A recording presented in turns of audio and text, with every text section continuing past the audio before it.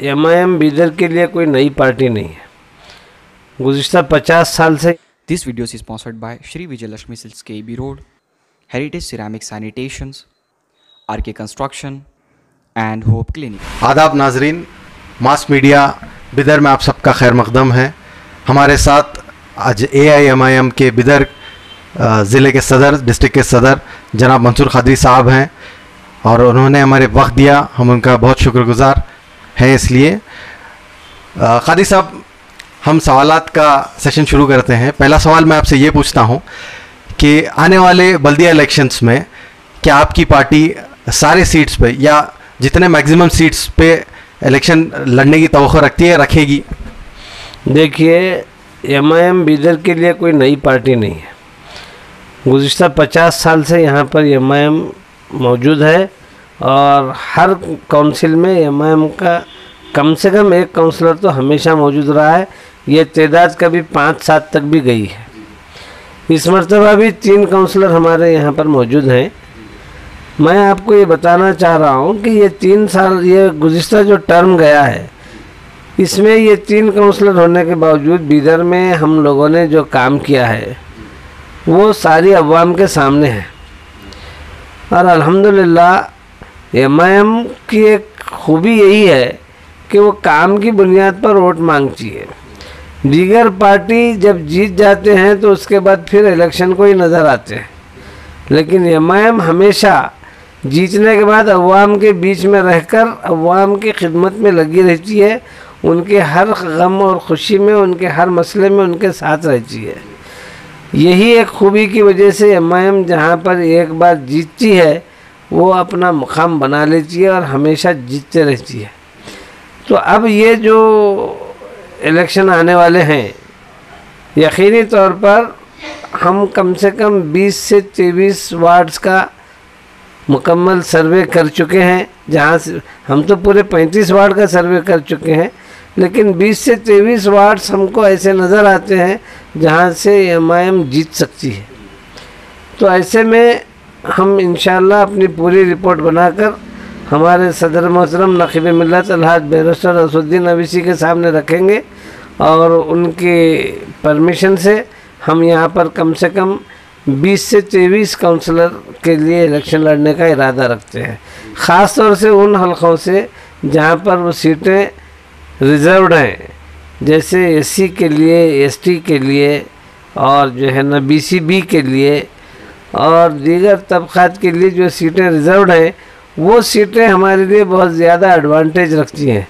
इसलिए रखती हैं कि मुस्लिम वोटर्स के लिए वहाँ पर कोई दूसरा चांस नहीं रहता कि वो किसी और मुस्लिम कैंडिडेट को छोड़कर इनको वोट दें। जब उनको वोट देना ही है तो क्यों ना अपनी जमात को वोट दें।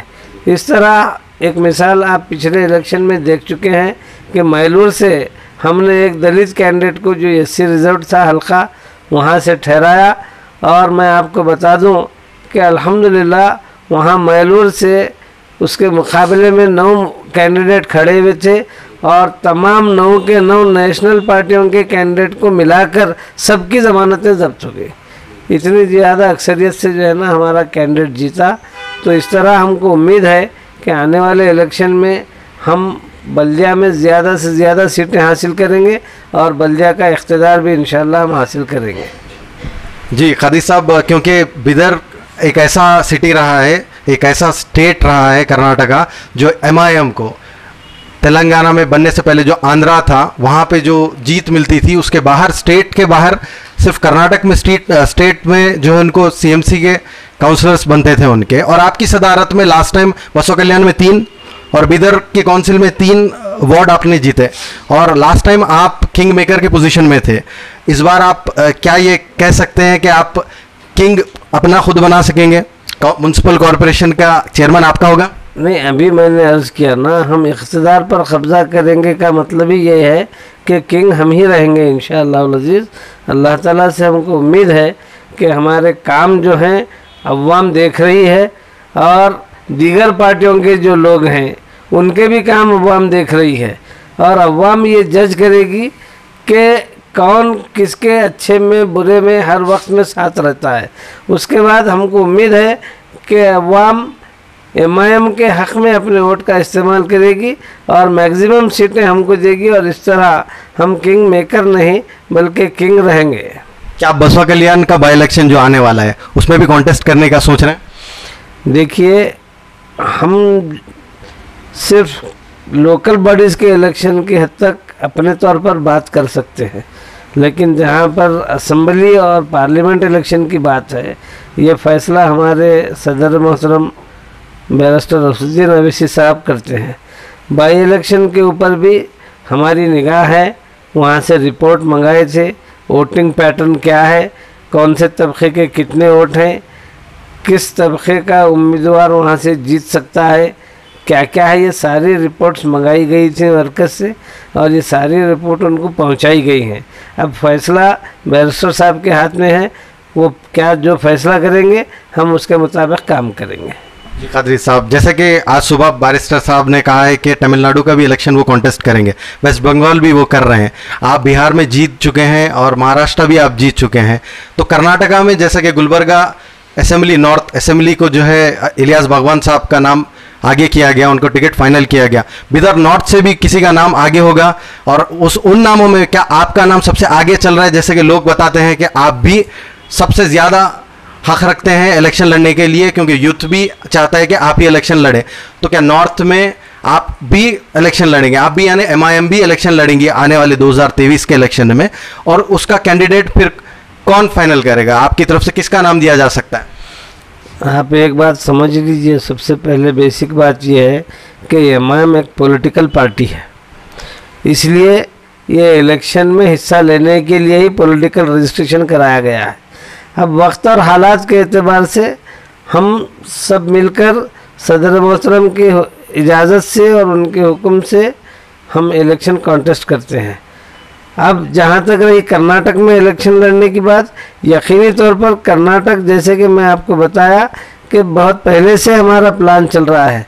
गुज़िश्ता मरतबा ही हम इलेक्शन लड़ते थे कर्नाटक में, लेकिन वहाँ पर एक मुआवला मचाया जा रहा था कि एमआईएम एक वोट कटवा की हैसियत रखती है, अगर एमआईएम जो है यहाँ पर ठहर जाएगी तो इख्तिदार बीजेपी को चला जाएगा, कांग्रेस की पोजीशन बहुत मुस्तहकम है। तभी सदर साहब ने कहा कि कांग्रेस सिर्फ मुकाबला कर सकती है, बीजेपी से मुकाबला करना कांग्रेस के बस की बात नहीं है, कांग्रेस क़तई तौर पर जो है ना इलेक्शन नहीं जीत सकती।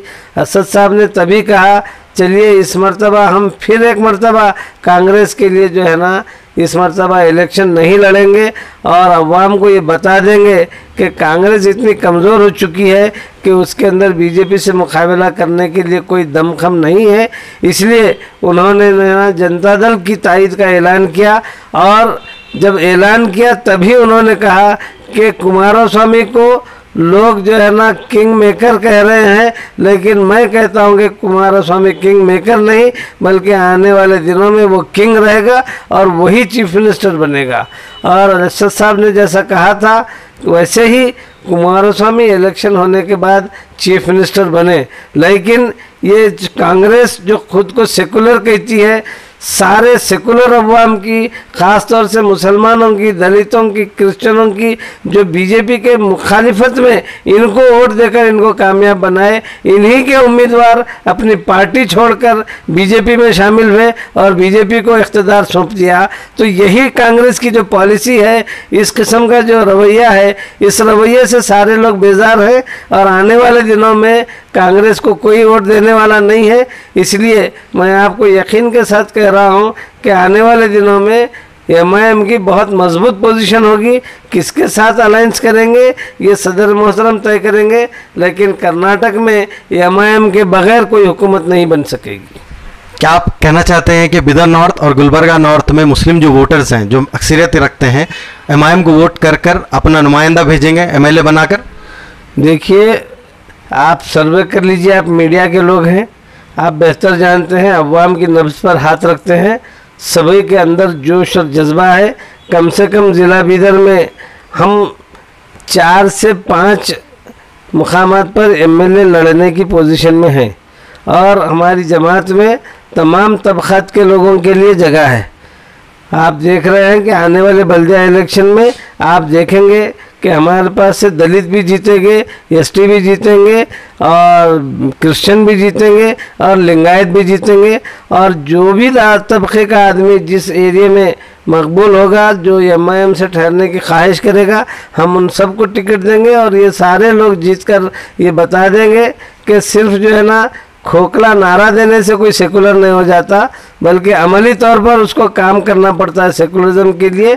आज असदुद्दीन अवैसी जो पार्लियामेंट में और पार्लियामेंट के बाहर पूरे हिंदुस्तान में जो मेहनत कर रहे हैं, जो काम कर रहे हैं, जो आवाज़ उठा रहे हैं, उनका दुश्मन भी है तो उनका ख्याल है कि उनसे ज़्यादा काबिल और उनसे ज़्यादा बेबाक कोई लीडर नहीं है। इसलिए उनके नाम पर तो सारे हिंदुस्तान के लोग एक हो रहे हैं, तो फिर बिदर में एक होना क्या बड़ी बात है। यकीनी तौर पर साउथ में, नॉर्थ में, हुमनाबाद में, बसवा कल्याण में, और बहुत मुमकिन है कि हम भालकी और औराद में भी जो है ना हम अपनी पोजीशन को मजबूत करेंगे। एक आखिरी सवाल खादी साहब, क्या आप ये बल्दिया इलेक्शन में किसी के साथ अलायंस से जाएंगे या सिंगल ही लड़ना आप पसंद करेंगे? नहीं, अलायंस की जहाँ तक बात रही है, ये हम लोकल सतह पर कोई अलायंस नहीं करते। अगर कोई अलायंस की बात होती है, अगर सदर मोहतरम कोई हुक्म देते हैं कि किसी के साथ मिलकर इलेक्शन लड़ना है, तो हम उनके हुक्म के ताबे हैं। लेकिन आम तौर पर लोकल बॉडीज़ में ऐसा कोई अलायंस वगैरह नहीं होता। बहुत बहुत शुक्रिया खादी साहब, आपने अपना कीमती वक्त दिया। ये थे मंसूर कादरी साहब जो MIM बिदर के प्रेसिडेंट हैं। आपने अपना कीमती वक्त दिया हमें इंटरव्यू के ज़रिए, हम आपका शुक्रगुजार हैं।